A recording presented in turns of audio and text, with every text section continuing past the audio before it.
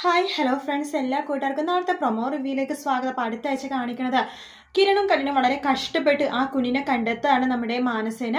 അതിനുശേഷം ആ കുഞ്ഞിനെ ആരും അറിയാതെ പതുക്കെ നമ്മുടെ രാഹുൽ വീടിന്റെ മുമ്പിൽ വെച്ചിട്ട് അവിടെ നിന്ന് പോകുകയാണ്. കുഞ്ഞ് കരണ് ഒച്ചേക്കുമ്പോഴേക്കും നമ്മുടെ സരിയു എഴുന്നേറ്റ് വേഗം പുറത്തേക്ക് നോക്കുമ്പോഴേക്കും കുഞ്ഞെ കാണുകയാണ്. സരിയുവിന് വല്ലാത്ത സന്തോഷം തോന്നും കേട്ടോ.